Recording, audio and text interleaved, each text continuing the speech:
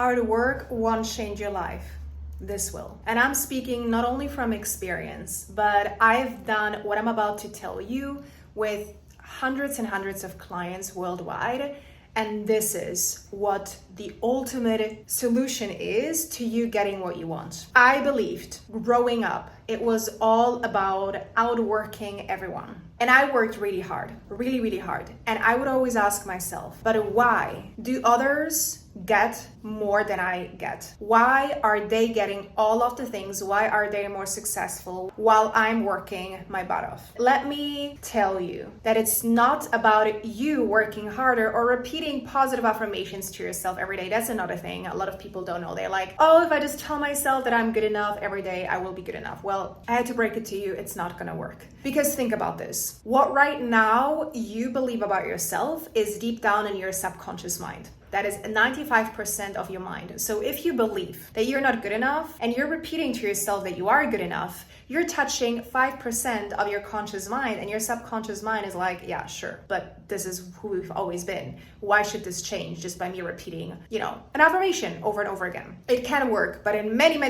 in most of the cases, it doesn't work, okay? I ask myself, why, Jess? Why are you struggling? Why does life feel hard? Why do you suffer? And I had to travel back in time, and I realized that there was a moment in my life as a child that I didn't even recall up until I was an adult, where I was always seen as the outsider, or that is how I was treated by my family. Now, if that was even true, it doesn't matter, but that's how I felt, and that's what created an experience, and that's what created a belief about myself, right? The belief of not being good enough. I've been through an experience in childhood where I felt like other family members, like my cousins, were better or more important, or were loved more, or were getting more attention than I was getting. And so that formed a reaction in me of trying to be even better, of trying to show up even more, of trying to be a certain ways to get that attention, to get that love as a child, because that's all that you want as a child. You want love and attention from the people in your life that you love. And so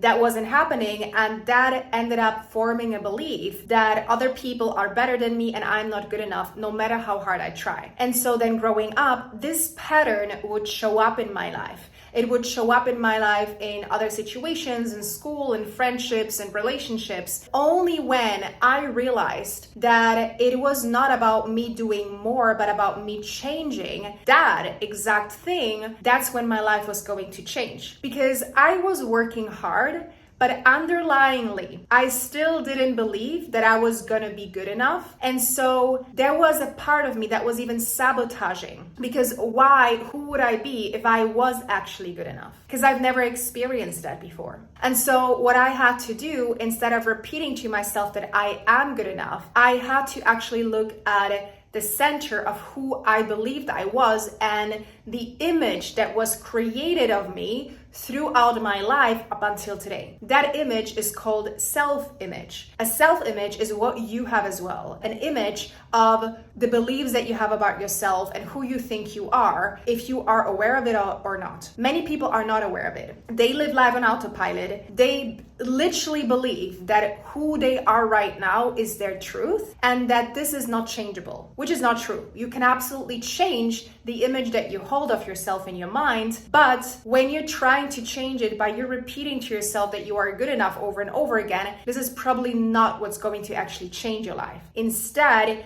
you got to look at your image of yourself. And my coach said to me one time, which took me a long time to understand, she said, you cannot outperform your self-image. And that's when it truly clicked for me, because so many times we're trying to do more, while actually what we gotta do is we gotta be more. We gotta change who we think we are. Because once we do, our actions and our energy behind our actions changes. And so when you're asking yourself, why do some people get it all and why do some people really struggle? It's because of the image that they hold of themselves in their minds. How you can change your self-image is something that I personally teach. I also have a lot of videos here on my YouTube channel, but I'm also going to be holding a free masterclass called Courageously Stepping into Your Dream Self. This is for women only because the way that I work with women is very differently than how I would work with men. So if you want to sign up to this masterclass, you will find the link in the show notes. I would absolutely love to see you there. It's going to be really, really powerful. And if you do like this type of content as well, please let me know, like this video, subscribe to the channel, and I will see you hopefully in the next video or at the masterclass. Mwah! Until next time, bye-bye.